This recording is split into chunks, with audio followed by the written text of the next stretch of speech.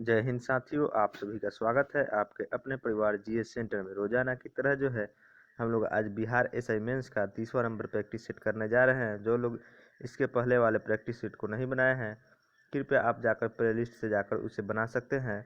तो चलिए शुरू करते हैं आज का पहला प्रश्न। आज का जो पहला प्रश्न है कि खदानों की कृषि सर्वप्रथम कब हुई थी। तो खदानों की कृषि जो है किस काल में हुई थी। तो इसका सही आंसर होगा, जो दोस्त जो है नवपाषाण काल आंसर कर रहे हैं उनका बिल्कुल सही आंसर है। क्या होगा? नवपाषाण काल। खदानों की कृषि जो है प्रारंभ हुई थी नवपाषाण काल में, एवं आग का आविष्कार जो हुआ था यह हुआ था पूरा पाषाण काल में। आग का आविष्कार पूरा पाषाण काल में तथा मानव की जीविका का मुख्य आधार उस समय शिकार था। पूरा पाषाण काल में मानव की जीविका का आधार क्या था? तो शिकार था। और पशुपालन की शुरुआत जो है मध्य पाषाण काल में। पशुपालन की शुरुआत जो है मध्य पाषाण काल में। और आग का आविष्कार आग का आविष्कार जो है पूरा पाषाण काल में। और खदानों की जो है नवपाषाण काल में। और पहिए का आविष्कार भी नवपाषाण काल में हुआ था। तो इसका सही आंसर हम लोग देख लेते हैं, क्या होगा? नवपाषाण काल। जो दोस्त नवपाषाण काल आंसर किए हैं उनका बिल्कुल सही आंसर है। अगला प्रश्न देखते हैं। अगला प्रश्न जो है कि निम्न में से जो है कौन से दो विभिन्न विषयों में जो है नोबेल पुरस्कार मिला है। तो किसे जो है विभिन्न दो विषयों में जो है उन्हें नोबेल पुरस्कार दिया गया है। तो आप लोग सही आंसर कर सकते हैं। तो इसका सही आंसर जो दोस्त कर रहे हैं ऑप्शन नंबर डी, उनका बिल्कुल सही आंसर है। ऑप्शन डी जो है मैडम क्यूरी। मैडम क्यूरी को जो है दो विभिन्न विषयों में जो है नोबेल पुरस्कार मिल चुका है। 1903 में जो है उन्हें भौतिक के क्षेत्र में, और 1911 में जो है रसायन के। 1911 में रसायन और 1903 में जो है भौतिक के क्षेत्र में जो है मैडम क्यूरी को जो है नोबेल पुरस्कार मिल चुका है। इसका सही आंसर ऑप्शन नंबर डी। दोस्तों, यदि आपको पीडीएफ चाहिए तो आप मेरा टेलीग्राम ग्रुप ज्वाइन कर सकते हैं। टेलीग्राम का लिंक जो है डिस्क्रिप्शन बॉक्स में दे दिया गया है।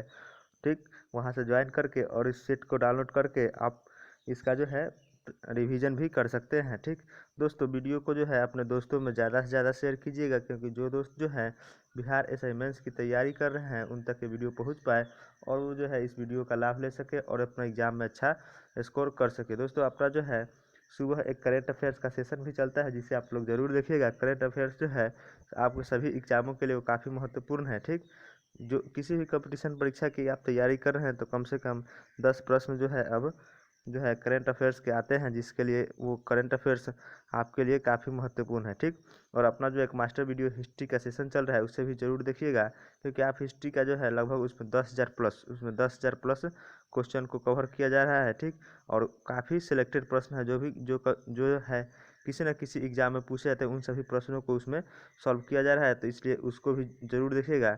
आप उस सेशन को देख लेते हैं तो आपका जो है हिस्ट्री से एक भी प्रश्न गलत होने के चांसेस नहीं होंगे। ठीक, अगला प्रश्न देखते हैं। अगला प्रश्न जो है कि बिहार का नाम जो है उदित हुआ है तो किससे। तो बिहार का नाम किससे उदित हुआ है।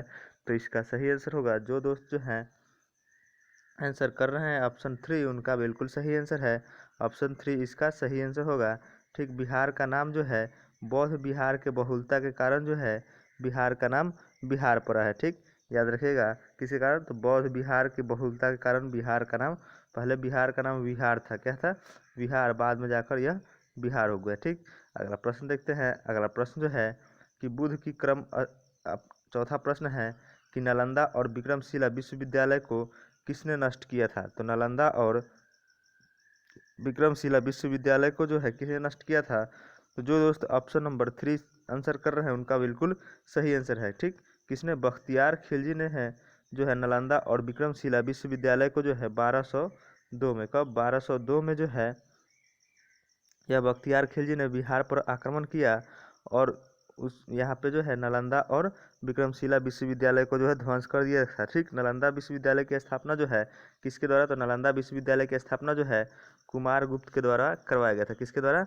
तो कुमारगुप्त के द्वारा। ठीक, चलते हैं अगले प्रश्न की ओर। अगला प्रश्न जो है कि त्रिवेणी नहर जो कि बिहार के चंपारण में स्थित है। त्रिवेणी नहर कहाँ स्थित है?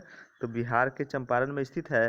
उसको जो है किस नदी से जो है पानी ग्रहण करती है, यानी कि पानी का स्रोत त्रिवेणी नहर को कहाँ से मिलता है। तो इसका सही आंसर हो जाएगा 5 का जो है आपका ऑप्शन नंबर क्या होगा? ऑप्शन नंबर बी जो है आपका सही आंसर होगा। त्रिवेणी नहर को पानी जो है कहाँ से? तो गंडक से मिलता है। ठीक, क्या होगा? जो दोस्त जो है गंडक आंसर यानी ऑप्शन बी कर रहे हैं उनका बिल्कुल सही आंसर है। चलिए देखते हैं अगला प्रश्न। अगला प्रश्न जो है कि पोलो खेल का जो है जन्म पोलो खेल का जो है जन्म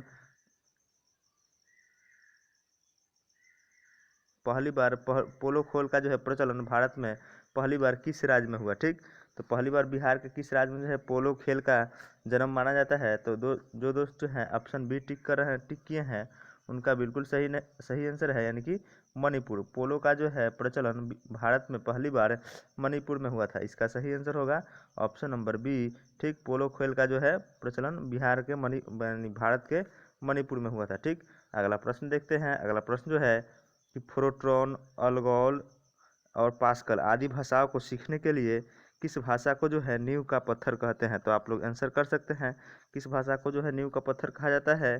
तो जो दोस्त जो है ऑप्शन बी टिक किए हैं बिल्कुल सही आंसर टिक किए हैं ऑप्शन बी, यानी कि बेसिक। किस भाषा को, तो बेसिक भाषा को जो है नींव का पत्थर कहा जाता है। कोबोल जो है वास्तव में जो है कॉमन बिजनेस ओरिएंटेड लैंग्वेज का संक्षिप्त रूप है, जो कि एक कंप्यूटर भाषा है। इसका प्रयोग जो है किसमें, बिजनेस के क्षेत्र में किया जाता है। और बेसिक कंप्यूटर की भाषा है। यह अंग्रेजी शब्द को जो है बिगिनर्स और पर्पज सिंपल इंस्ट्रक्शन कोड इसका संक्षिप्त रूप है। ठीक, अगला प्रश्न देखते हैं। अगला प्रश्न जो है कि विश्व थैलीसीमिया दिवस किस तारीख को मनाया जाता है। तो विश्व थैलीसीमिया दिवस जो है किस तारीख को मनाया जाता है। तो विश्व थैलीसीमिया दिवस 8 मई को। किस मई को, तो 8 मई को इसका सही आंसर होगा। जो दोस्त ऑप्शन 3 टिक किए हैं बिल्कुल सही आंसर है। ठीक, और 8 मार्च को बता दें कि विश्व महिला दिवस। ठीक, विश्व महिला दिवस 8 मार्च को मनाया जाता है। ठीक, और 8 जून को जो है विश्व महासागर दिवस, 8 जून को जो है विश्व महासागर दिवस मनाया जाता है। और 8 मार्च को जो है विश्व महिला दिवस, और ये 8 अप्रैल है तो यानी 25 अप्रैल का लीजिए, 25 अप्रैल को जो है विश्व मलेरिया दिवस मनाया जाता है। ठीक, क्या 25 अप्रैल को विश्व मलेरिया दिवस। ठीक, तो इसका सही आंसर होगा ऑप्शन 3। जो टिक किया है ऑप्शन 3 बिल्कुल सही आंसर है। अगला प्रश्न देख लेते हैं। अगला प्रश्न जो है कि सोडियम के टुकड़े को यदि पानी में डाल दिया जाए तो क्या होता है। तो सोडियम के टुकड़े को जो है यदि पानी में डाल देंगे तो क्या होगा। तो इसका सही आंसर हो जाएगा 10 नंबर का 10 का सही आंसर होगा ऑप्शन नंबर सी। क्या होगा, तो वह जो है केवल धुआं देगा। क्या देगा, तो वह उसको यदि आप सोडियम को टुकड़े को यदि पानी में डाल देते हैं तो वह क्या देगा, तो धुआं देगा। ठीक, सोडियम को जो है किसमें, किरोसिन के तेल में रखा जाता है। ठीक, तो इसका सही आंसर ऑप्शन 3।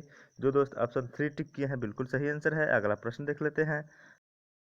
भारत के लिए जो है कैबिनेट मिशन योजना किस विषय पर विचार किया था। तो भारत में जो है कैबिनेट मिशन योजना जो है किस विषय पर विचार के लिए आया था।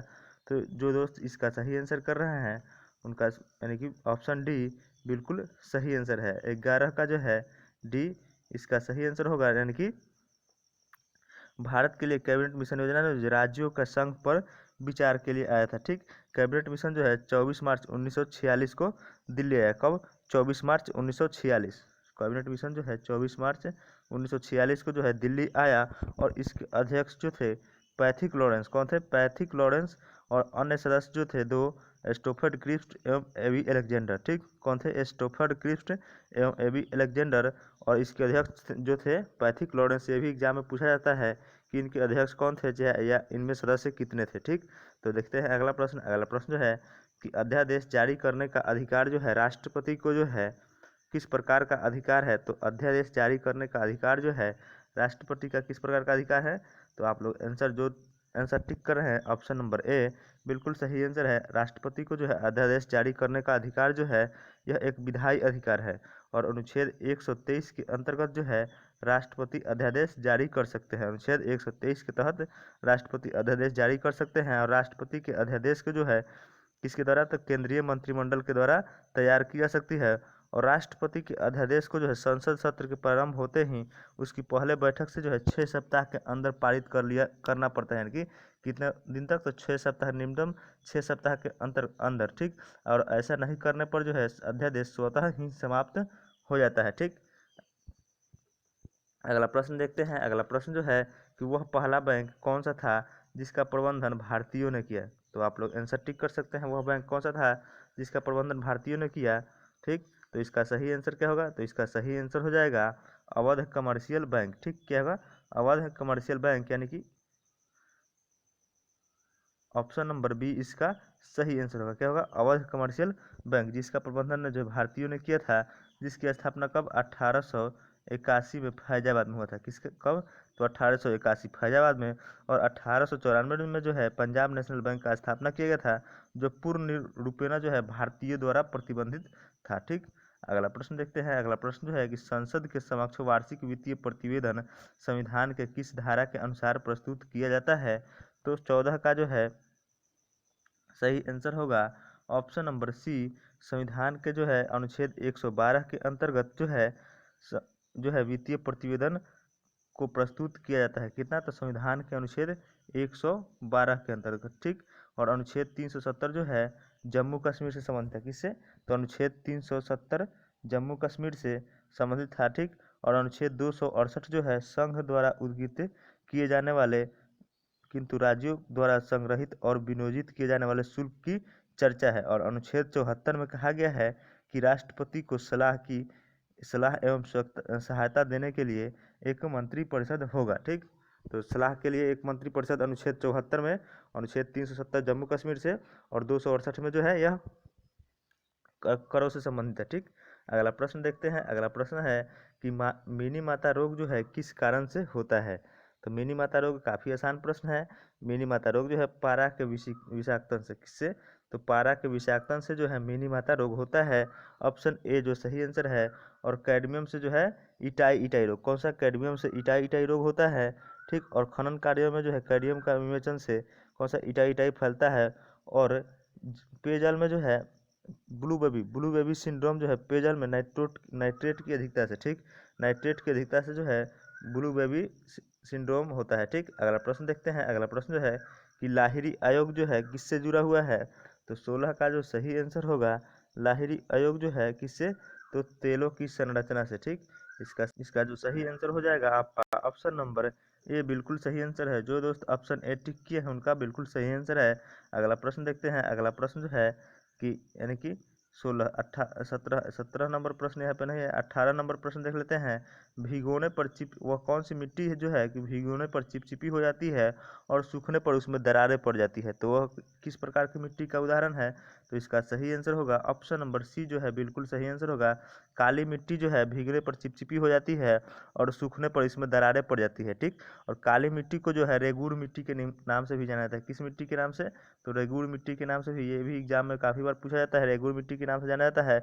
और भारत में जो है रेगूर मिट्टी का निर्माण, और ये भी एग्जाम में पूछा जाता है कि रेगूर मिट्टी का निर्माण जो है बेसाल्ट लावा के अपक्षय एवं अपरदन के कारण होता है। ठीक, किसके कारण? तो बेसाल्ट लावा के अपक्षय एवं अपरदन के कारण होता है।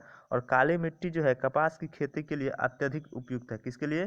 तो कपास की खेती के लिए अत्यधिक उपयुक्त होती है काली मिट्टी। ठीक, अगला प्रश्न को देखते हैं। अगला प्रश्न है कि गारो खासी और की जनजातीय पहाड़ियाँ, गारो खासी जनजातीय पहाड़ियाँ उसी समय की है जिस समय की, यानी कि ये किस समय की है?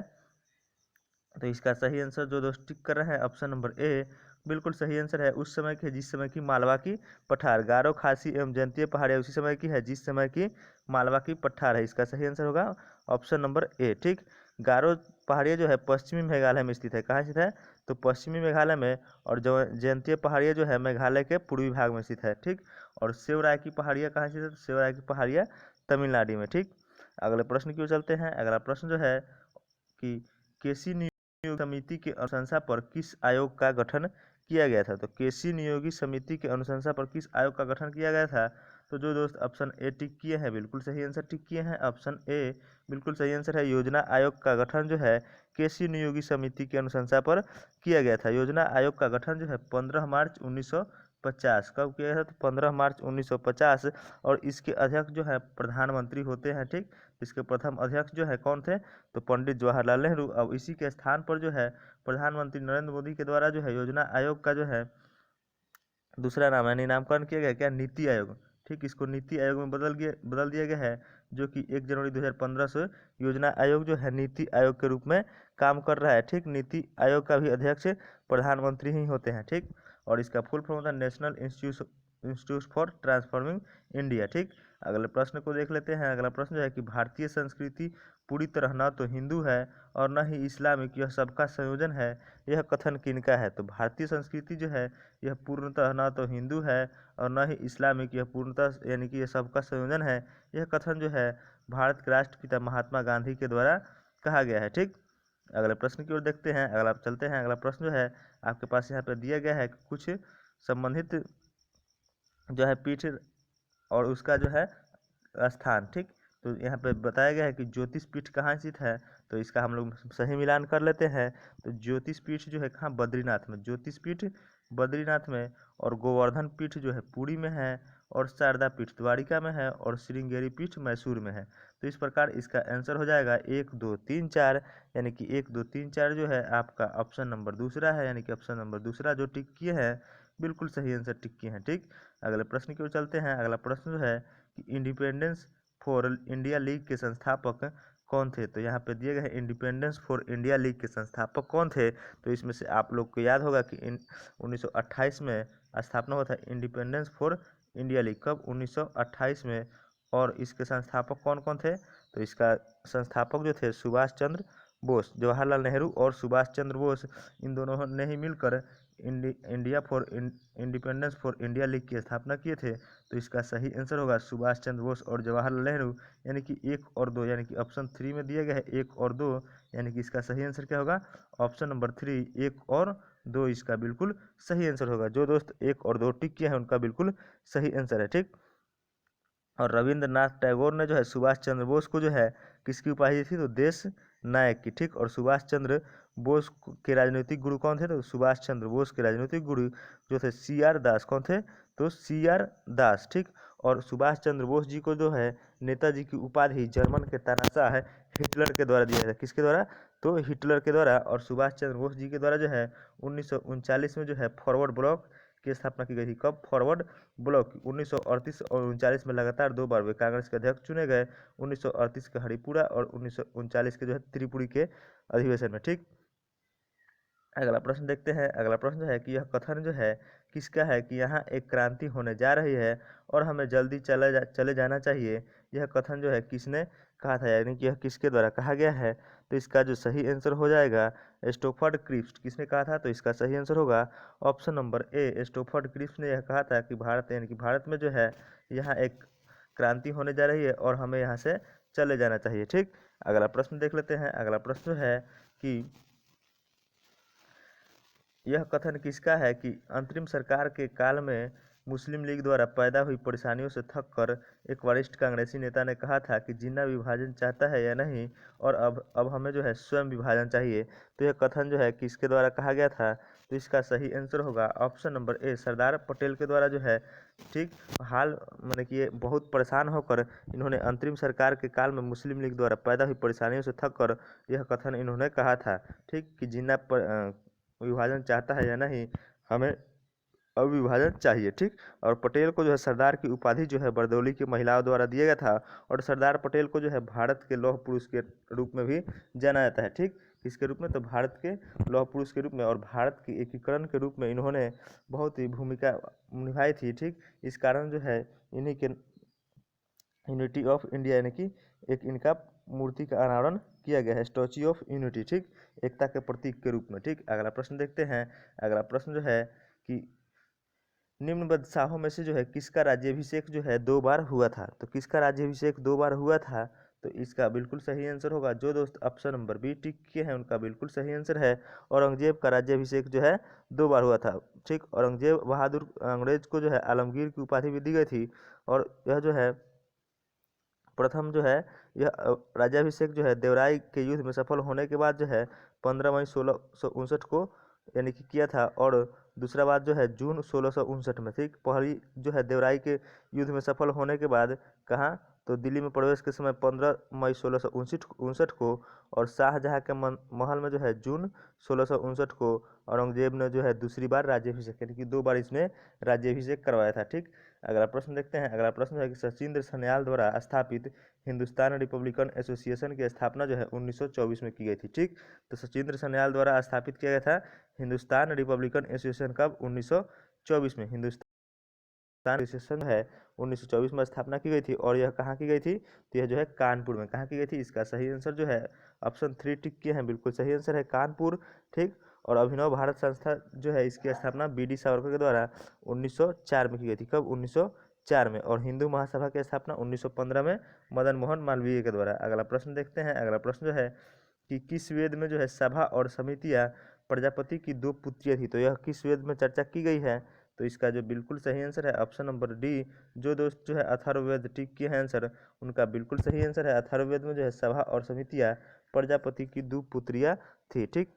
और अथर्ववेद का जो है उपवेद जो है शिल्पवेद, जिसकी रचना है जो है विश्वकर्मा के द्वारा किया गया है। और अथर्ववेद का जो है एकमात्र ब्राह्मण ग्रंथ है, कौन सा है? तो अथर्ववेद का एकमात्र ब्राह्मण ग्रंथ है गोपथ ब्राह्मण। क्या है? तो गोपथ ब्राह्मण। ठीक। अगला प्रश्न देखते हैं। अगला प्रश्न है कि पटना में स्थित खुदा बख्श ओरिएंटल लाइब्रेरी की स्थापना कब की गई थी? तो पटना में स्थित जो है खुदा बख्श ओरिएंटल लाइब्रेरी की स्थापना जो है कब की गई थी? 29 नंबर प्रश्न है, कब की गई थी? तो 29 का जो सही आंसर होगा, जो दोस्त ऑप्शन नंबर ए टिक किए हैं, बिल्कुल सही आंसर है 1891 में जो है खुदा बख्श ओरिएंटल लाइब्रेरी की स्थापना की गई थी। ठीक। अगला प्रश्न को देखते हैं। अगला प्रश्न जो है कि निम्न में से जो है आय के वितरण को मापने के लिए जो है किसका प्रयोग किया जाता है? तो आय के वितरण को मापने के लिए जो है किसका प्रयोग किया जाता है? तो यहाँ पे ऑप्शन दिया गया है कि लोफर वक्र, गिनीज लॉरेंज, एंजिस लॉ और फिलिप वक्र। तो इसका जो सही आंसर हो जाएगा गिनी लॉरेंज वक्र का जो है गिनी लॉरेंज वक्र का प्रयोग जो है आय के वितरण को मापने के लिए प्रयोग किया जाता है। तो इसका सही आंसर हो जाएगा ऑप्शन नंबर दो। जो दोस्त जो है ऑप्शन दो टिक किया है, बिल्कुल सही आंसर है। अगला प्रश्न देखते हैं। अगला प्रश्न है कि निम्न में से जो है किसका प्रयोग शांति कारक के रूप में किया जाता है? तो किसका प्रयोग शांति कारक के रूप में किया जाता है? आपके पास ऑप्शन दिया गया है potassium bromide, phosphorus tetrachloride, ethyl alcohol और कैल्शियम क्लोराइड। तो जो दोस्त जो है ऑप्शन टिक किए हैं, ऑप्शन नंबर ए बिल्कुल सही आंसर है पोटेशियम ब्रोमाइड। ऑप्शन ए जो है बिल्कुल सही आंसर होगा। अगला प्रश्न देखते हैं कि कांग्रेस द्वारा जो है 1920 में जो है किस आंदोलन पर जो है असहयोग आंदोलन का स्पेशल सत्र आयोजित हुआ था? तो किस स्थान पर जो है यह असहयोग आंदोलन का स्पेशल सत्र आयोजित हुआ था? तो इसका सही आंसर होगा 33 का जो है 1920 के जो है कलकत्ता में जो है असहयोग आंदोलन का जो है स्पेशल सत्र आयोजित हुआ था। कहाँ? तो स्पेशल सत्र जो है कोलकाता में। इसका सही आंसर होगा ऑप्शन ए। जो दोस्त ऑप्शन ए टिक किए हैं, बिल्कुल सही आंसर है। इस अधिवेशन की अध्यक्षता जो है लाला लाजपत राय के द्वारा की गई थी। किसके द्वारा? तो लाला लाजपत राय के द्वारा। और गांधी जी द्वारा जो है असहयोग आंदोलन अगस्त 1920 में प्रारंभ हुआ था। ठीक।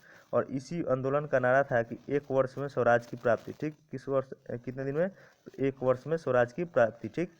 अगला, और इसी दिन जो है असहयोग आंदोलन के प्रारंभ करने के दिन जो है भारत के प्रमुख नेता यानी कि लाला लाजपत राय की मृत्यु हो गई थी। ठीक। अगला प्रश्न देखते हैं। अगला प्रश्न जो है कि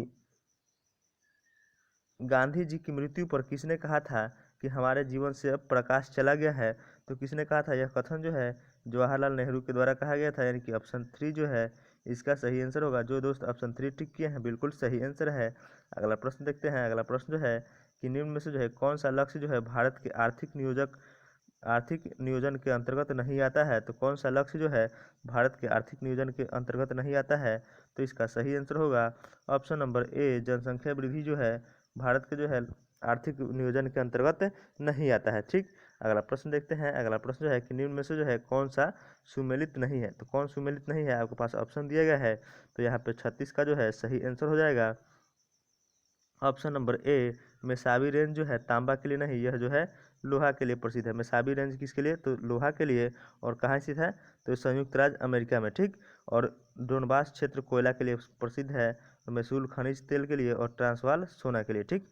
अगले प्रश्न को देखते हैं। अगला प्रश्न जो है कि रोजगार पैदा करने की विशिष्ट योगदान का विकास किस योजना में किया गया था? तो रोजगारी पैदा करने का जो है विशिष्ट योगदान का विकास जो है किस पंचवर्षीय योजना में किया गया था? तो इसका सही आंसर होगा आपका ऑप्शन नंबर डी, यानी कि छठी पंचवर्षीय योजना में। किस योजना में? तो छठी पंचवर्षीय योजना में इसका जो है योगदान विशिष्ट योगदान था। ठीक। छठी पंचवर्षीय योजना में रोजगार पैदा करने का विशिष्ट योगदान की योजना था। ठीक। अगला प्रश्न देखते हैं। अगला प्रश्न जो है कि आपके पास कथन दिए गए हैं कि सभी नीले काले हैं, कुछ नीले काले हैं, पीले हैं, और निष्कर्ष दिया गया है कि कुछ नीला पीला है और कुछ काला पीला है। ठीक।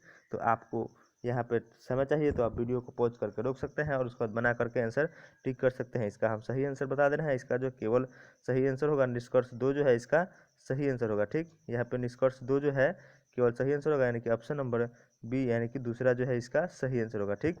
अगले प्रश्न की ओर चलते हैं। अगला प्रश्न जो है कि संवैधानिक सुरक्षा देने के लिए जो है राज्य की भूमि सुधार कानून को जो है किस अनुसूची में रखा गया है? तो संवैधानिक सुरक्षा देने के लिए जो है राज्य के भूमि सुधार कानून को जो है किस अनुसूची में रखा गया है?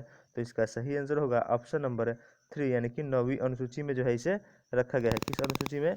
तो 9वीं अनुसूची में। ठीक, भूमि सुधार जो है एक राज्य सूची का विषय है। किस सूची का? तो राज्य सूची का। अगला प्रश्न देखते हैं। अगला प्रश्न है कि 1938 में गठित राष्ट्रीय नियोजन कमेटी के चेयरमैन कौन थे? तो 1938 में गठित राष्ट्रीय नियोजन कमेटी के चेयरमैन जो हैं कौन थे? तो जवाहरलाल नेहरू। इसका सही आंसर होगा option number A, Jawaharlal Nehru. ठीक, और एम विश्वेश्वरैया जो है 1934 में जो है उन्होंने एक प्लान यानी पुस्तक लिखी थी, प्लान इकोनॉमिक फॉर इंडिया। ठीक, और श्री एम एन रायन जो है गांधीवादी योजना इन्हीं के द्वारा बनाया गया था। ठीक, अगला प्रश्न देखते हैं। अगला प्रश्न जो है कि पंचायती राज संस्थाओं के आधार पर जो है विकेंद्रीकृत नियोजन की सिफारिश किस कमेटी ने की थी? तो पंचायती राज संस्थाओं पर आधारित विकेंद्रीकृत नियोजन कमेटी की जो सिफारिश किसके द्वारा की गई थी? तो इसका जो सही आंसर हो जाएगा बलवंत राय मेहता कमेटी। कौन हो जाएगा? बलवंत राय मेहता। ऑप्शन नंबर ए जो है इसका सही आंसर होगा। ठीक, और अशोक मेहता जो है इन्होंने जो है द्विस्तरीय पंचायती राज की स्थापना की जो है सुझाव दिया था। कब? 1977 में। कब दिया था? तो 1977 में। बलवंत राय मेहता कमेटी जो है 1957 में आया था। ठीक, अगले प्रश्न की ओर चलते हैं। अगला प्रश्न जो है कि निम्न में से जो है किसे महात्मा गांधी ने ढहते हुए बैंक का चेक कहा था? तो किसे महात्मा गांधी ने जो है ढहते हुए बैंक का चेक कहा था? तो इसका सही आंसर होगा 42 को जो है 42 का जो है क्रिप्स प्रस्ताव किसे कहा था? तो क्रिप्स मिशन को जो है महात्मा गांधी जो है ढहते हुए बैंक का चेक कहा था। ठीक, अगला प्रश्न देखते हैं। अगला प्रश्न है कि मुंबई और कोलकाता जैसे शहरों में जो है वायु प्रदूषण का प्रमुख कारण क्या है? तो मुंबई और कोलकाता में जो जैसे शहरों में जो है वायु प्रदूषण का मुख्य कारण जो है क्या होगा? 43 का जो है सही आंसर होगा CO और SO2। क्या होगा? CO और SO2। ठीक, क्या होगा? CO, यहाँ पे CO2 नहीं, CO होगा, CO और SO2। ठीक, इसका सही आंसर होगा ऑप्शन नंबर ए। ठीक, अगला प्रश्न देखते हैं। अगला प्रश्न जो है कि भारतीय राष्ट्रपति के विरुद्ध महाभियोग की कार्रवाई की शुरुआत किस सदन में की जाती है? तो भारत के राष्ट्रपति के विरुद्ध जो है महाभियोग की कार्रवाई किस सदन में शुरू की जाती है? तो इसका सही आंसर हो जाएगा ऑप्शन नंबर सी, किसी भी सदन में जो है राष्ट्रपति के विरुद्ध जो है किसी भी सदन में राष्ट्रपति के विरुद्ध जो है महाभियोग की कार्रवाई शुरू की जाती है। यह अनुच्छेद राष्ट्रपति के पे जो है महाभियोग की कार्रवाई की चर्चा जो है अनुच्छेद 61 में है। ठीक, राष्ट्रपति पर महाभियोग की चर्चा अनुच्छेद 61 में की गई है और किसी भी सदन में जो है इन्हें यह जो है महाभियोग की कार्रवाई की शुरुआत की जा सकती है। ठीक, अगला प्रश्न देख लेते हैं। अगला प्रश्न है कि सीमेंट के उत्पादन में जो है कौन सा राज्य पहला स्थान पर है? तो इसका सही आंसर हो जाएगा, देख लेते हैं ऑप्शन यहाँ पे मध्य प्रदेश, राजस्थान एवं आंध्र प्रदेश। तो जो दोस्त टिक किए हैं ऑप्शन नंबर बी उनका बिल्कुल सही आंसर है कि सीमेंट के उत्पादन में जो है राज्य स्थान जो है प्रथम स्थान पर है। ठीक, सीमेंट जो है कैल्शियम और सिलिकेट एल्यूमिनेटो का यानी कि यौगिकों का यह एक मिश्रण है। ठीक, अगला प्रश्न देखते हैं। अगला प्रश्न जो है कि वित्त आयोग के गठन का प्रावधान जो है संविधान के किस अनुच्छेद में है? तो वित्त आयोग के गठन का प्रावधान जो है संविधान के अनुच्छेद 280 में है। कितने? तो 280 में जो है वित्त आयोग का गठन का प्रावधान है। ठीक, और वित्त आयोग का गठन जो है राष्ट्रपति के द्वारा जो है 5 वर्षों के लिए किया था। कितने दिनों के लिए? तो 5 वर्षों के लिए। वित्त आयोग में जो है एक अध्यक्ष के साथ साथ 4 सदस्य भी होते हैं जिनकी नियुक्ति भी राष्ट्रपति ही करते हैं तथा प्रथम वित्त आयोग के अध्यक्ष जो हैं KC नियोगी। कौन थे? KC नियोगी। और अभी 15वें वित्त आयोग के अध्यक्ष जो कौन है? तो NK सिंह। ठीक, कौन है? 15वें वित्त आयोग के अध्यक्ष NK सिंह और प्रथम वित्त आयोग के अध्यक्ष जो है KC नियोगी थे। ठीक, अगला प्रश्न देखते हैं। अगला प्रश्न जो है कि भारत में जो है पहली बार मानव विकास रिपोर्ट जो है कब जारी की गई थी? तो भारत में जो है पहली बार मानव विकास रिपोर्ट जो है कब जारी की गई थी? जो दोस्त ऑप्शन नंबर 2 टिक के हैं बिल्कुल सही आंसर है 2002। ठीक, अगले प्रश्न की ओर चलते हैं को जो है किस रूप में वर्गीकृत किया जाता है? तो आकाशगंगा को किस रूप में वर्गीकृत किया जाता है? तो इसका जो सही आंसर होगा सर्पिलाकार। जो दोस्त ऑप्शन 3 टिक किए हैं बिल्कुल सही आंसर है। क्या आकाशगंगा का जो है अधिकांशतः रूप जो है किस प्रकार का है? तो सर्पिलाकार है। ठीक, पृथ्वी को अपनी जो है क्या कहते हैं? तो आकाशगंगा का अधिकांश रूप सर्पिलाकार है। पृथ्वी की अपनी एक मंदाकिनी है जिसे दुग्ध मेखला या क्या आकाशगंगा कहते हैं। ठीक, क्या कहते हैं उसे? आकाशगंगा या दूध मेखला। हमारी आकाशगंगा का जो है सबसे चमकीला एवं ठंडा ताराओं का समूह जो है ओरियन नेबुला। ठीक, सबसे ठंडा एवं जो है चमकीला तारों का समूह को क्या कहते हैं? तो ओरियन नेबुला। एवं आकाशगंगा की जो सबसे नजदीक की मंदाकिनी है जिसे देवयानी कहा जाता है। क्या कहता है? देवयानी। ठीक, अगला प्रश्न देखते हैं। अगला प्रश्न जो है कि ओजोन छिद्र जो है कहाँ पर दिखाई पड़ता है? यानी कि ओजोन छिद्र कहाँ दिखाई पड़ता है? तो इसका सही आंसर हो जाएगा ध्रुव पर, ठीक, कहाँ दिखाई पड़ता है, तो ध्रुव पर जो है ओजोन छिद्र दिखाई पड़ता है, यानी कि ऑप्शन 3 जो है सही आंसर है। जो ऑप्शन 3 टिक किए हैं बिल्कुल सही आंसर है। हमारे वायुमंडल में जो है ओजोन यानी O3 गैस समताप मंडल के ऊपरी सीमा यानी कि 20 से 30 किलोमीटर की ऊंचाई पर इस गैस का आवरण का एक परत है, ठीक, जो कि जो है सूर्य से आने वाली पराबैंगनी किरणों को रोकती है, ठीक, और इसके नष्ट होने पर जो है सूर्य की पराबैंगनी किरणें सीधे पृथ्वी पर आती है, जिससे जो है कैंसर होने का खतरा बना रहता है, ठीक।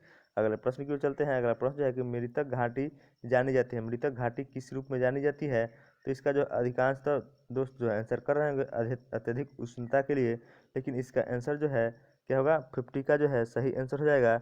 अत्यधिक उष्णता के लिए ही इसका प्रयोग किया जाता है, किसके लिए, तो अत्यधिक उष्णता के लिए, ठीक। और बहुत सारे दोस्त कह रहे हैं अत्यधिक लवणता के लिए, नहीं, तो अत्यधिक लवणता के लिए जो है यह प्रसिद्ध नहीं है, किसके लिए, तो अत्यधिक उष्णता के लिए, ठीक। इसका सही आंसर हो जाएगा ऑप्शन नंबर ए। मृतक घाटी कैलिफोर्निया के मोजाबे मरुस्थल के डेथ वैली नेशनल पार्क में स्थित है, जो कि अत्यधिक उष्णता के लिए यह प्रसिद्ध है, ठीक। अगला प्रश्न देखते हैं। अगला प्रश्न है कि ऑस्ट्रेलिया के पूर्वी तट पर स्थित ग्रेट बैरियर रीफ निम्न में से जो है किस प्रवाल भित्ति का उदाहरण है, तो ऑस्ट्रेलिया के पूर्वी तटों पर स्थित ग्रेट बैरियर रीफ जो है किस प्रकार के जो है प्रवाल भित्ति का उदाहरण है, तो इसका सही आंसर होगा अवरोध प्रवाल भित्ति। किस प्रकार का उदाहरण है, तो यह अवरोध प्रवाल भित्ति का उदाहरण है। ऑप्शन नंबर जो दोस्त ऑप्शन नंबर 2 टिक किए हैं उनका बिल्कुल सही आंसर होगा ऑप्शन नंबर 2 इसका सही आंसर है। अगला प्रश्न देखते हैं। एक वस्तु का जो है अंकित मूल्य उसके क्रय मूल्य से 40% अधिक है, यदि 25% की छूट दी जाती है तो लाभ का प्रतिशत क्या होगा, यानी कि कोई भी वस्तु जो है अपने का 140% यानी कि 40% अधिक है और उसमें जो है 25% का छूट दिया जाता है, तो आप इस तरह इसको सॉल्व कर सकते हैं, ठीक। और 25 चौका 100 यानी कि 35 या 105 यानी कि 5% की यहाँ पे वृद्धि होगी, कितना की, तो 5% की वृद्धि होगी, यानी कि जो है आपका आंसर होगा ऑप्शन नंबर डी। आप लोग आंसर डी आपका सही आंसर होगा। जो ऑप्शन डी टिक किया है बिल्कुल सही आंसर है। औसत दूरी और खगोलीय दूरी किसके किसके बीच कहा जाता है, तो किसके बीच, तो पृथ्वी और सूर्य के बीच की दूरी को जो है खगोलीय दूरी कहा जाता है। तो आप लोग जो दोस्त टिक किए हैं ऑप्शन बी उनका बिल्कुल सही आंसर है। पृथ्वी और सूर्य के बीच की दूरी को जो है खगोलीय दूरी कहा जाता है, यानी कि एक एस्ट्रोनॉमिकल यूनिट यानी खगोलीय दूरी बराबर होता है 1.496 इंटू 10⁸ किलोमीटर, कितना, 1.496 इंटू 10⁸ किलोमीटर, यानी कि 1.5 इंटू लगभग 1.5 इंटू 10⁸ किलोमीटर भी इसे कह सकते हैं, ठीक, याद रखिएगा। और मुक्त अवकाश में जो है प्रकाश द्वारा चली गई एक वर्ष में चली गई दूरी को जो है प्रकाश वर्ष कहते हैं। एक प्रकाश वर्ष बराबर जो होता है 9.46 इंटू 10⁻12 किलोमीटर होता है, यदि 10⁻12 किलोमीटर, ठीक। अगला प्रश्न देखते हैं। अगला प्रश्न जो है कि एसपीजी का विस्तृत रूप क्या होता है, एसपीजी का विस्तृत रूप क्या होता है, यहाँ पे दिखा है special police group, special purpose group और स्पेशल पर्पस सिक्योरिटी ग्रुप और स्पेशल प्रोटेक्शन ग्रुप। तो जो दोस्त ऑप्शन यानी कि 4 टिक कर रहे हैं बिल्कुल सही आंसर है, उनका सही आंसर होगा special protection group, option number D इसका बिल्कुल सही आंसर है, ठीक। अगला प्रश्न देखते हैं। अगला प्रश्न जो है कि पारा और किसी अन्य धातु के मिश्रण को जो है क्या कहा जाता है, तो पारा और किसी अन्य धातु के मिश्रण को जो है क्या कहा जाता है, तो इसका सही आंसर होगा ऑप्शन नंबर डी, क्या कहा जाता है, अमलगम, ठीक। पारा को जो है क्विक सिल्वर के नाम से भी जाना जाता है, ठीक। और पारा का निष्कर्षण किस अयस्क से, तो पारा का निष्कर्षण जो है सीने बार से, किसे कहते हैं, तो पारा का निष्कर्षण सीने बार से किया जाता है। और पारा का जो है ये संकेत होता है Hg, क्या होता है, Hg, ठीक, याद रखिएगा। और पारे को जो है लौह पात्र में रखा जाता है क्योंकि लौह के साथ अमलगम जो है पारा नहीं बनाता है, ठीक। अगला प्रश्न देखते हैं। अगला प्रश्न जो है कि एक नाव जो है धारा के अनुकूल 32 किलोमीटर की दूरी 4 घंटे में तय करती है और धारा के प्रतिकूल 24 किलोमीटर की दूरी 6 घंटे में तय करती है, तो इसका शांत जल में चाल क्या होगा, तो इसका जो है धारा के अनुकूल जो है इसका चाल होगा 8 किलोमीटर प्रति घंटा और धारा के प्रतिकूल जो है इसका चाल होगा 4 किलोमीटर प्रति घंटा। और यहाँ पे पूछा गया शांत जल में चाल, तो 8 + 4/2 कर देंगे, यानी कि 6 किलोमीटर प्रति घंटा इसका जो है सही आंसर आएगा, यानी कि ऑप्शन 3 जो है आपका बिल्कुल सही आंसर है। 56 का सही आंसर होगा ऑप्शन नंबर 3। अगला प्रश्न देखते हैं कि बहुलीकरण के जो है निम्न में कौन से उदाहरण है, तो बहुलीकरण के कौन उदाहरण है, तो इसका क्या दिया गया है, यहाँ पे दिया गया है कि एसिटिलीन का बहुलीकरण, ठीक। और उसके बाद जो है फॉर्मल्डिहाइड का जो है पैराल्डिहाइड में परिवर्तन और एस्टल्डिहाइड का जो है पैराल्डिहाइड में परिवर्तन और ऑप्शन 4 जो दिया गया है सभी, ठीक। तो इसका सही आंसर हो जाएगा 57 का जो है दो टिक किए हैं ऑप्शन नंबर 4, यानी कि ये सभी आंसर है। ठीक, ये सभी जो है बहुलीकरण के ही उदाहरण है। अगला प्रश्न देखते हैं। अगला प्रश्न है कि पीयूष ग्रंथि जो है कहाँ स्थित होता है। तो ये आपके पास ऑप्शन दिया है ब्रेन के अंदर, ब्रेन के ऊपर, ब्रेन के नीचे और ब्रेन के पास। तो पीयूष ग्रंथि जो होता है ब्रेन के नीचे स्थित होता है। कहाँ स्थित है, तो ब्रेन के नीचे। ऑप्शन नंबर 3 जो है इसका सही आंसर है। और पीयूष ग्रंथि को जो है पिट्यूटरी ग्रंथि के नाम से भी जाना जाता है। इसका भार जो है 0.5 यानी 0.5 से लेकर 1 यानी कि 1 ग्राम के बीच होता है। 0.5 से लेकर 1 ग्राम के बीच होता है। ठीक, और पीयूष ग्रंथि को जो है मास्टर ग्रंथि के रूप में भी जाना जाता है। ठीक, अगला प्रश्न देखते हैं। मछलियों के अध्ययन को क्या कहा जाता है। तो मछलियों के अध्ययन को क्या कहा जाता है। 59 का जो है जो दोस्त सही आंसर कर रहे हैं ऑप्शन नंबर बी बिल्कुल सही आंसर है, इक्थियोलॉजी। मछलियों के अध्ययन को जो है इक्थियोलॉजी कहा जाता है। और सरीसृपों के अध्ययन को जो है हर्पेटोलॉजी। किसका, तो सरीसृपों के अध्ययन को जो है हर्पिटोलॉजी। और पक्षियों के अध्ययन को जो है अर्निथोलॉजी। और यहाँ पे पक्षियों के अध्ययन को जो है अर्निथोलॉजी। और भूकंपीय तीव्रता को जो है किससे मापा जाता है, तो रिएक्टर स्केल से। और इसका अध्ययन जो है सिस्मोलॉजी कहा जाता है। क्या कहता है, तो सिस्मोलॉजी। और फलों के अध्ययन को जो है पोमोलॉजी कहते हैं। ठीक, क्या कहते हैं, फलों के अध्ययन को पोमोलॉजी। और मधुमक्खी के अध्ययन को जो है एपीकल्चर। ठीक, अगला प्रश्न देखते हैं। अगला प्रश्न जो है कि पायरोमीटर से जो है किसका प्रयोग करते हैं। तो पायरोमीटर का जो है प्रयोग किस में किया जाता है। तो इसका सही आंसर होगा उच्च तापमान को मापने के लिए जो है पायरोमीटर का प्रयोग करते हैं। तो जो दोस्त ऑप्शन बी टिक किए हैं बिल्कुल सही आंसर टिक किए हैं। पायरोमीटर का प्रयोग उच्च तापमान मापने के लिए किया जाता है। और वायु दाब मापने के लिए जो है हाइग्रोमीटर। किसका, वायु दाब मापने के लिए हाइग्रोमीटर। और भूकंपीय तीव्रता सिस्मोग्राफ या रिएक्टर स्केल। और टैकोमीटर से जो है वायुयान की चाल। ठीक, और आर्द्रता जो है हाइग्रोमीटर से मापा जाता है। और वायु दाब बैरोमीटर से। ठीक, अगला प्रश्न देखते हैं। अगला प्रश्न है कि चाय में जो है लाल रोग किस कारण होता है। तो चाय में जो है लाल रस्ट रोग किसके कारण होता है। तो इसका सही आंसर हो जाएगा जो दोस्त ऑप्शन टिक किया है ऑप्शन नंबर डी बिल्कुल सही आंसर टिक किया है। चाय में जो है हरा रस्ट रोग जो है यानी लाल रस्ट रोग जो है हरा शैवाल के कारण होता है। किसी कारण, तो हरा शैवाल। और आलू में जो है ब्लैक हार्ट रोग जो है ऑक्सीजन की कमी के कारण होता है। ठीक, किसी कारण, तो आलू में ब्लैक हार्ट रोग ऑक्सीजन के कारण होता है। ठीक, चलते हैं अगले प्रश्न की ओर। अगला प्रश्न देख लेते हैं। अगला प्रश्न जो है कि भारत का जो है उत्तरी ध्रुवीय अनुसंधान केंद्र का नाम क्या है। तो भारत का जो है उत्तरी ध्रुवीय अनुसंधान केंद्र का नाम क्या है, देख लेते हैं। ऑप्शन यहाँ पे दिएगा हिमाद्री, मैत्री, भारती एवं दक्षिण गंगोत्री। तो इसका जो सही आंसर होगा भारत में जो है उत्तरी ध्रुवीय अनुसंधान केंद्र का नाम जो है क्या है, तो हिमाद्री। क्या होगा इसका सही आंसर जो है, ऑप्शन टिक किए हैं ऑप्शन नंबर ए उनका बिल्कुल सही आंसर है हिमाद्री। और मैत्री, भारती एवं दक्षिण गंगोत्री ये सभी जो है दक्षिण ध्रुवीय अनुसंधान केंद्र है। ठीक, अगला प्रश्न देखते हैं। अगला प्रश्न है कि चुनावों के दौरान जो है राजनीतिक दलों के उम्मीदवार द्वारा अनुपालन किए जाने वाला आदर्श आचरण संहिता क्या होता है। तो जो है देख लेते हैं इसका ऑप्शन यहाँ पे दिएगा उच्चतम न्यायालय द्वारा जारी अध्यादेश। और उसका मान्यता प्राप्त राजनीतिक दलों के बीच शैक्षिक समझौता द्वारा सहमति। और अकाउंट में विनिर्दिष्ट। तो इसका जो सही आंसर होगा जो दोस्त ऑप्शन नंबर डी टिक किया है उनका बिल्कुल सही आंसर है कि लोक प्रतिनिधित्व अधिनियम 1951 में विनिर्दिष्ट है। ठीक, क्या कि जो है चुनाव से संबंधित यह प्रक्रिया है। ठीक, अगला प्रश्न देखते हैं। अगला प्रश्न है कि बिहार राज्य में जो है बिहार राज्य का क्षेत्रफल भारत के क्षेत्रफल का जो है कितना प्रतिशत है। तो बिहार राज्य का क्षेत्रफल जो है भारत के क्षेत्रफल का जो है कितना है, तो 2.86% यानी ऑप्शन नंबर ए बिल्कुल सही आंसर है। जो दोस्त ऑप्शन ए टिक किए हैं उनका बिल्कुल सही आंसर है। ठीक, ए ऑप्शन इसका सही आंसर होगा। अगला प्रश्न देखते हैं। अगला प्रश्न है कि डायबिटीज से पीड़ित मरीज के मूत्र में जो है के नमूने में जो है क्या पाया जाता है। ऑप्शन दिए गए हैं सुक्रोज, फ्रक्टोज और ग्लूकोज। तो इसका जो सही आंसर होगा ऑप्शन डी जो है इसका बिल्कुल सही आंसर होगा। ये सभी पाए जाते हैं यानी डायबिटीज पीड़ित मरीज के जो है मूत्र में जो है उसके नमूने में सुक्रोज, फ्रक्टोज और ग्लूकोज इन सभी के जो है मात्रा पाए जाते हैं। ठीक, अगला प्रश्न देखते हैं। अगला प्रश्न जो है कि प्रभासगिरी किनका तीर्थ स्थल है, यानी कि बौद्ध, जैन, शैव, वैष्णव।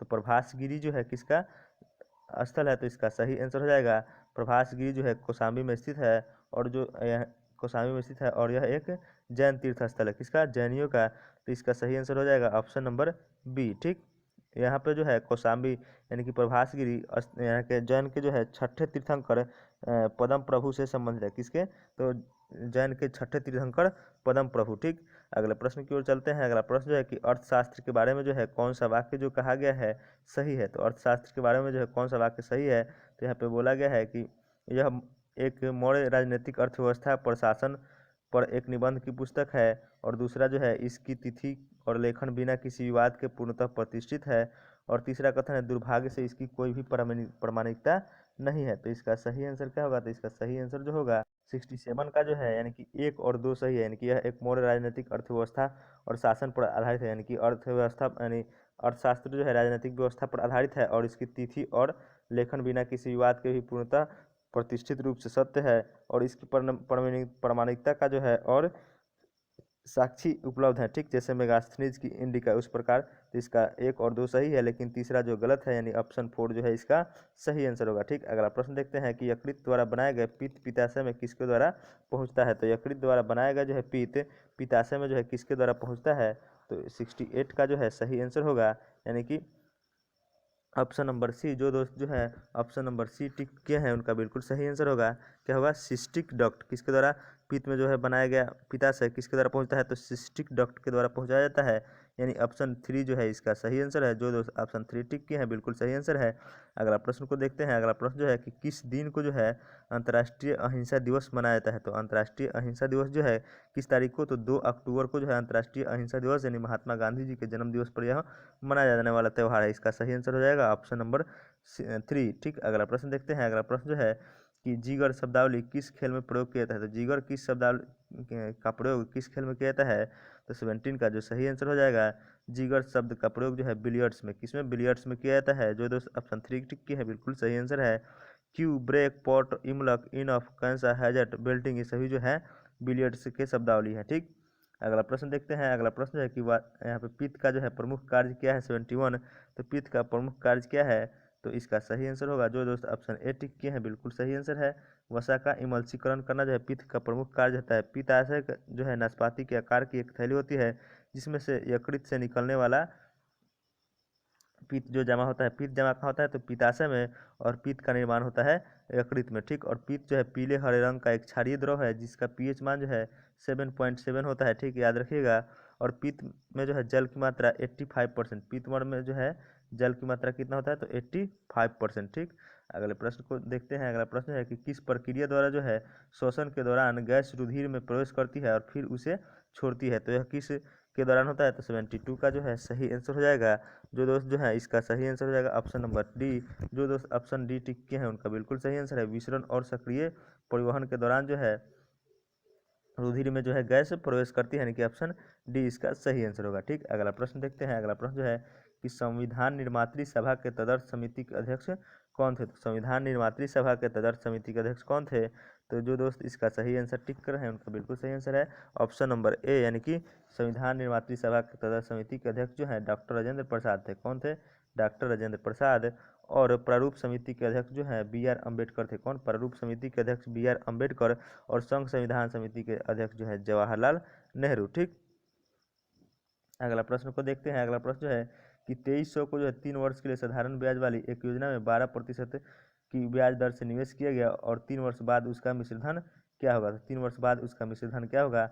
आप इसको बना सकते हैं। जो आप इसको सॉल्व कीजिएगा तो आपका जो सही आंसर आएगा, यानी कि इसको इस तरह से भी बना सकते हैं। इसका उसी फॉर्मूला पर 2300 गुने 12 और गुने 3/100। ठीक, तो आप इसको सॉल्व कीजिएगा तो आपका जो सही आंसर आएगा 74 का जो है इसको इसको और 23 गुने 12 गुने 3 कीजिएगा तो आपका आंसर आ जाएगा 3128। इसका सही आंसर हो जाएगा 3128। ठीक, अगला प्रश्न देखते हैं कि केंद्र सरकार में जो है मंत्रिमंडल का सचिवालय किसके प्रभार के अंतर्गत आता है? तो केंद्र सरकार में जो है मंत्रिमंडल का सचिवालय जो है किसके प्रभार के अंतर्गत आता है?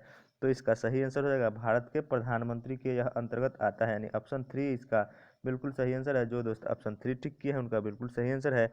अनुच्छेद 74 के 1 के अनुसार जो है राष्ट्रपति की सलाह के लिए जो है एक मंत्रिपरिषद होगी, जिसका प्रधान प्रधानमंत्री होता है। ठीक, तो प्रधानमंत्री की नियुक्ति अनुच्छेद 75 में की चर्चा है, और यानी कि और उस मंत्रिपरिषद की प्रधान जो है उसकी प्रधान प्रधानमंत्री होगी अनुच्छेद 74 में। ठीक, और इनकी नियुक्ति जो है 75 में होगी। 75 के अनुसार राष्ट्रपति के द्वारा जो है होती है। ठीक, अगला प्रश्न देखते हैं। अगला प्रश्न जो है ब्लॉक स्तर पर जो है पंचायत समिति किस प्रकार की संस्था है? तो ब्लॉक स्तर पर जो है पंचायत समिति किस प्रकार की संस्था है? तो इसका सही आंसर हो जाएगा 76 का जो है ब्लॉक स्तर पर जो है पंचायत समिति एक परोक्षणीय प्राधिकार की संस्था है, यानी ऑप्शन 4 जो है इसका बिल्कुल सही आंसर है। पंचायती राज लोकतांत्रिक विकेंद्रीकरण की यह एक व्यवस्था है, ठीक।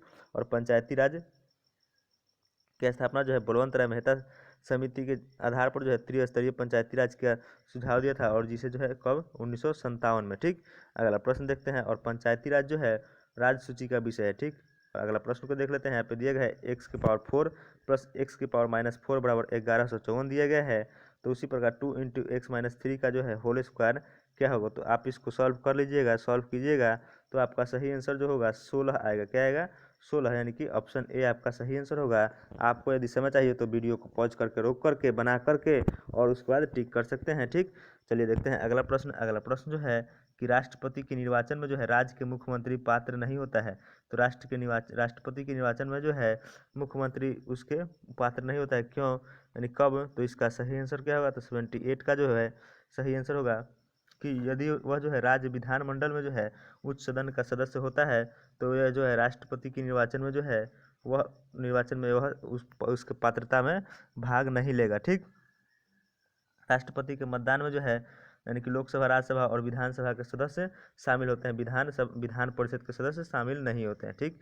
अगला प्रश्न देखते हैं। अगला प्रश्न जो है कि यदि 40 रुपये प्रति किलोग्राम और 30 रुपये प्रति किलोग्राम चीनी को किस अनुपात में मिलाया जाए कि 33 रुपये वाला जो है मिश्रण प्राप्त हो, तो आप इसको बना सकते हैं। इसका जो सही आंसर होगा क्या होगा? 3:7, 3:7 के अनुपात में इसे मिलाइएगा तो आपका जो है 33 रुपये किलो वाला मिश्रण प्राप्त हो जाएगा, ठीक। अगले प्रश्न की ओर चलते हैं। अगला प्रश्न जो है कि भारत के संविधान निर्माताओं के लिए न्यायिक पुनरावलोकन के सिद्धांत को अपनाना जो है किस कारण आवश्यक हो गया, तो किस कारण आवश्यक हो गया? आपके पास ऑप्शन दिया गया है भारत को कि गणराज्य स्वरूप के कारण और संसदीय व्यवस्था अपनाने के कारण और एक लिखित संविधान के कारण और संघीय शासन व्यवस्था के कारण। तो 80 का जो सही आंसर होगा आपका ऑप्शन नंबर डी जो है इसका सही आंसर होगा। संघीय शासन व्यवस्था के कारण जो है यह स्वरूप अपनाना पड़ा, ठीक। इसका सही आंसर होगा ऑप्शन नंबर डी। जो दोस्त ऑप्शन डी टिक किए हैं उनका बिल्कुल सही आंसर है। अगला प्रश्न देख लेते हैं। अगला प्रश्न जो है कि सूर्य ताप का अवशोषण जो है सूर्य ताप के अवशोषण में जो है सबसे अधिक भूमिका किसके द्वारा निभाई जाती है? तो सूर्य ताप का जो है अवशोषण सबसे अधिक भूमिका धुंध यानी जल वाष्प के द्वारा निभाई जाती है। किसके द्वारा? तो धुंध यानी कि जल वाष्प, यानी ऑप्शन डी जो है इसका सही आंसर होगा, ठीक। इसको ये धुंध है जल वाष्प, ठीक। अगला प्रश्न देखते हैं। अगला प्रश्न जो है कि अफ्रीका की मूलभूत जनजाति पिग्मी किस नदी घाटी में पाई जाती है? तो अफ्रीका की मूलभूत जनजाति जो है पिग्मी किस नदी घाटी में पाई जाती है? तो 82 का जो है आपका सही आंसर होगा ऑप्शन नंबर डी। पिग्मी कहाँ पाई जाती है? तो कांगो बेसिन में। ऑप्शन नंबर बी इसका सही आंसर होगा, यानी कि कांगो घाटी में, ठीक। और एस्किमो जो है कहाँ पाई जाती है? तो ग्रीनलैंड घाटी में। और खिड़गिज मध्य एशिया में, माओरी न्यूजीलैंड में, वेदास श्रीलंका, सेमांग मलेशिया और आइनू जापान, ठीक। अगला प्रश्न देखते हैं। अगला प्रश्न है कि लोहित, दिहांग और दिबांग किसकी सहायक नदियां है? तो लोहित, दिहांग और दिबांग जो है किसकी सहायक नदियां है? तो इसका सही आंसर होगा ऑप्शन नंबर ए। जो दोस्त ऑप्शन ए टिक किए हैं बिल्कुल सही आंसर है, ब्रह्मपुत्र। दोस्तों आप इस प्रैक्टिस सेट में जो है 65 प्लस मार्क्स लाते हैं तो आपका तैयारी जो है काफ़ी अच्छा माना जाएगा, ठीक। अगले प्रश्न को देखते हैं। और यहाँ पे क्या होगा आंसर? तो ब्रह्मपुत्र, ठीक। ब्रह्मपुत्र जो है क्या है? तो ब्रह्मपुत्र भारत की जो है दूसरी, यानी कि भारत की यानी कि दूसरी सबसे लंबी नदी है, ठीक। अगला प्रश्न देख लेते हैं। अगला प्रश्न है जो है कि यानी भारत में बहने वाली सबसे लंबी नदी गंगा है, लेकिन लंबाई के अनुसार जो है दूसरी है, ठीक। लेकिन यह भारत में बहने वाली नहीं है, ठीक। भारत में जो है बहुत कम क्षेत्रों में बहती है, ठीक। अगला प्रश्न देखते हैं। अगला प्रश्न है कि निम्न में से जो है कौन सी सुमेलित परियोजना नहीं है? तो कौन सा जो परियोजना सुमेलित नहीं है? तो यहाँ पे दिया है पोचमपाद, ठीक। पोचमपाद जो है किस नदी पर? तो गोदावरी पर। और हीराकुंड महानदी, सलाल, रावी और नागार्जुन सागर कृष्णा। तो इसका सही आंसर होगा 84 का जो है आपका ऑप्शन नंबर 3, यानी कि कौन सा जो इसमें पूछा गया कि सुमेलित नहीं है, तो इसका सही आंसर होगा सलाल परियोजना जो है रावी पर स्थित नहीं है। सलाल परियोजना जो है चिनाब नदी पर। कहाँ स्थित है? तो चिनाब नदी पर, ठीक। अगला प्रश्न देख लेते हैं। अगला प्रश्न जो है कि यहाँ पे दिया गया है एक रीजनिंग का प्रश्न है कि BEDGFKHQ उसके बाद का जो है क्या होगा अंक? तो उसके बाद जो है क्या होगा? तो 85 का आपका सही आंसर हो जाएगा JY। उसको जो इसका आंसर क्या होगा? तो JY, ठीक। सब में जो है 2-2 की वृद्धि हो रही है। तो यहाँ पे 8 है, 8 के बाद 10 आएगा तो 10 यानी कि J। और इसमें जो है कितना?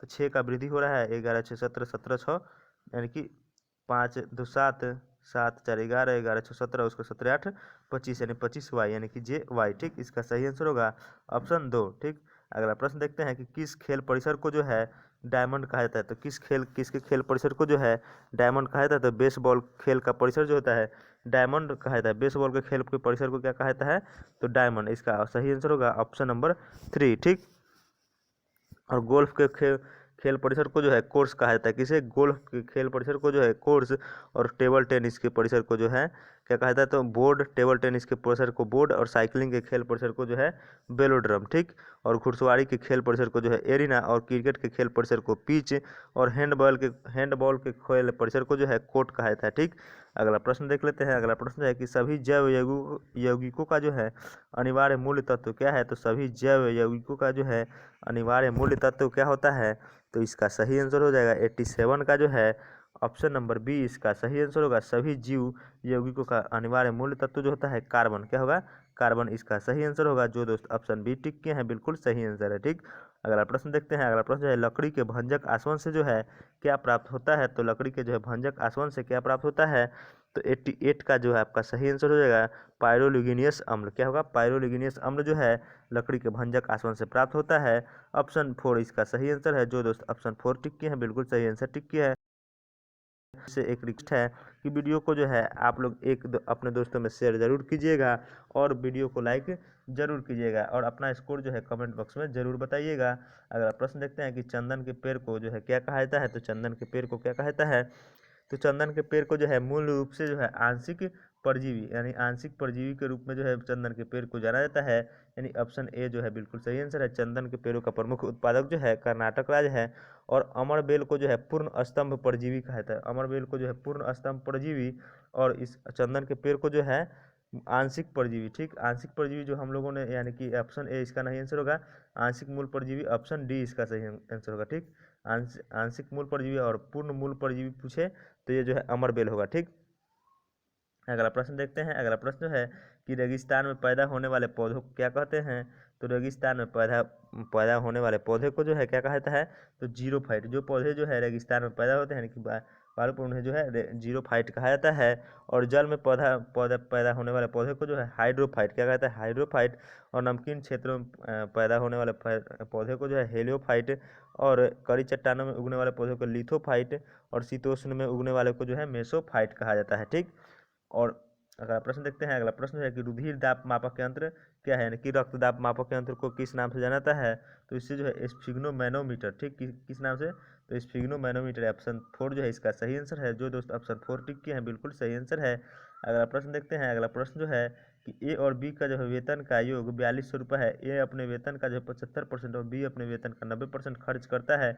यदि अब उनकी बचत जो है समान है तो ए का वेतन बताएं। तो आप इसको सॉल्व कर सकते हैं। इसको सॉल्व कीजिएगा तो आपका सही आंसर आएगा ए का वेतन जो है 12,000। कितना आएगा, 12,000। इसका सही आंसर होगा ऑप्शन नंबर ए। यदि आपको समय चाहिए, जहाँ समय चाहिए, तो आप वीडियो को वहाँ पॉज कर लीजिएगा, रोक लीजिएगा, उसके बाद टिक कर लीजिएगा, और उसके बाद अपना आंसर मिला लीजिएगा, और उसके बाद अपना कमेंट बॉक्स में स्कोर जरूर बताइएगा। अगला प्रश्न देखते हैं। यदि आयत की लंबाई 11% कम कर दी जाती है और फिर 11% बढ़ा दी जाती है, ठीक, तो क्षेत्रफल में क्या प्रभाव होगा। तो यदि एक आयत की लंबाई और चौड़ाई पहले कम की जाती है, उसके बाद फिर 11% की वृद्धि की जाती है, तो इसका सही आंसर आ जाएगा कि 1.21% की जो है कमी होगी। कितना होगी, 1.21% की कमी होगी। यानी ऑप्शन 4 जो है इसका सही आंसर होगा। ऑप्शन 4 जो टिक के हैं उनका बिल्कुल सही आंसर है। अगला प्रश्न देखते हैं। अंतर्राष्ट्रीय अम्ल वर्षा सूचना केंद्र जो है कहाँ स्थित है। तो अंतर्राष्ट्रीय अम्ल वर्षा सूचना केंद्र कहाँ स्थित है। तो 95 का जो है आपका सही आंसर हो जाएगा ऑप्शन नंबर सी, ओस्लो में। यहाँ पे जो है कैंसर नहीं केंद्र है, इसको सूचना केंद्र कर लीजिएगा। केंद्र कहाँ स्थित है, तो कहाँ स्थित है, तो यह जो इसका सही आंसर होगा ओस्लो में स्थित है। ठीक, अगला प्रश्न देखते हैं। अगला प्रश्न है कि नंगा पर्वत जो है किस पर्वत श्रेणी का भाग है। तो नंगा पर्वत जो है किस पर्वत श्रेणी का भाग है, इसका सही आंसर होगा 96 का जो है आपका ऑप्शन नंबर डी, हिमालय श्रेणी का। नंगा पर्वत किस श्रेणी का भाग है, तो हिमालय श्रेणी का। ऑप्शन डी इसका बिल्कुल सही है। ठीक, अगला प्रश्न देखते हैं। अगला प्रश्न जो है कि 1920 में जो है खिलाफत कमेटी सभा का आयोजन जो है किस शहर में हुई थी। तो 1920 में जो है खिलाफत कमेटी सभा का आयोजन जो है जिसका इसका सभा जो है कहाँ हुई थी, तो इलाहाबाद में। 1920 में जो है खिलाफत कमेटी सभा का आयोजन जो है इलाहाबाद में की गई थी। और इसकी अध्यक्षता का अनुरोध जो है महात्मा गांधी को करने के लिए कहा गया था, जिसकी अध्यक्षता महात्मा गांधी जी के द्वारा जो है की गई थी। ठीक, अगला प्रश्न देखते हैं कि ए और बी किसी काम को 15 दिनों में और 20 दिनों में पूरा करते हैं, कि ए 15 दिन और बी 20 दिनों में करता है, और एक काम को 7700 में पूरा करने का ठेका उन्होंने लिया, तो ए का हिस्सा बताइए। तो ए का हिस्सा जो है इसमें आपका आ जाएगा, कितना होगा, तो 44,000 77,000 कुल दिया गया है, तो इसमें इसका अनुपात 3:4 का अनुपात है, तो यानी कि 7, यानी कि 3 चौका 12, 12,000 जो है 12, यानी कि 12 44,000, इसका सही आंसर जो हो जाएगा क्या हुआ, तो इसका 44,000 ए का हिस्सा जो है कितना होगा, तो 44,000 ऑप्शन डी जो है इसका सही आंसर होगा, कितना, 44,000 ऑप्शन डी जो है इसका सही आंसर हो जाएगा। अगला प्रश्न देखते हैं कि दो रेलगाड़ियों की गति का अनुपात जो है 2:5 है। यदि पहली रेलगाड़ी 5 घंटे में 250 किलोमीटर चलती है, तो दोनों रेलगाड़ियों की गति का अनुपात बताएं। तो दोनों रेलगाड़ी का जो है गति का अनुपात यहाँ पे नहीं बताना है, दोनों रेलगाड़ियों का जो है गति का योग बताना है। ठीक, यहाँ पे दोनों रेलगाड़ी का जो है गति का अनुपात नहीं, यहाँ पे योग कर लिए, दोनों रेलगाड़ी को का जो है योग बताना है। तो ठीक, दोनों रेलगाड़ियों का योग जो आपका आ जाएगा 175 किलोमीटर, कितना होगा, 175, यानी ऑप्शन 3 जो है आपका सही आंसर होगा। अगला प्रश्न देखते हैं कि राष्ट्रीय जनसंख्या आयोग जो है किस मंत्रालय के अधीन आता है। तो राष्ट्रीय जनसंख्या आयोग जो है आपका किस मंत्रालय के अधीन आएगा, तो स्वास्थ्य मंत्रालय, किस मंत्रालय के, तो स्वास्थ्य मंत्रालय के अधीन जो आता है राष्ट्रीय जनसंख्या आयोग जो है, राष्ट्रीय जनसंख्या आयोग आपका स्वास्थ्य मंत्रालय के अंतर्गत आएगा। इसका सही आंसर होगा ऑप्शन नंबर 2। जो दोस्त जो है ऑप्शन 2 टिक के है, बिल्कुल सही आंसर है। वर्तमान में जो है भारत के स्वास्थ्य एवं परिवार कल्याण मंत्री कौन है, तो डॉक्टर हर्षवर्धन। ठीक, डॉक्टर हर्षवर्धन है वर्तमान में भारत के वर्तमान स्वास्थ्य एवं परिवार कल्याण मंत्री डॉक्टर हर्षवर्धन। दोस्तों, यदि आपको वीडियो अच्छी लगी हो अपने दोस्तों में ज़रूर शेयर कीजिएगा। हम लोग जो है लगभग जो 55 प्रैक्टिस सेट जो है डिस्कस कर चुके हैं। इसका जो है प्लेलिस्ट सबका बनाया गया है, जैसे प्लेटफॉर्म का 10 प्रैक्टिस सेट, इरुटेरिया का 10 प्रैक्टिस सेट, और ये 30 प्रैक्टिस सेट, ये हम लोग सेशन जो चल रहा है इसका 30 प्रैक्टिस सेट, और उसके बाद जो है 5 प्रैक्टिस सेट जो है प्लेटफॉर्म का भी डिस्कशन कर चुके हैं, और 10 प्रैक्टिस सेट जो है आपका यूनिक का। ठीक, तो इसका जो हम लोग 55 प्रैक्टिस सेट अभी तक डिस्कस कर लिए हैं। तो आप लोग जो दोस्त अभी तक नहीं बनाए हैं इन सभी प्रैक्टिस सेटों को, तो सभी का जो है यहाँ पे बनाया गया है प्लेलिस्ट, वहाँ से आप लोग जाकर उसे बना सकते हैं, और अपना जो है करंट अफेयर्स के सेशन में ज़रूर भाग लीजिएगा, जिससे जो है आपका करंट अफेयर्स प्रश्न काफ़ी सही हो जाएंगे, यानी कि गलत होने के चांसेस आपके एग्जाम में काफ़ी कम होंगे। ठीक।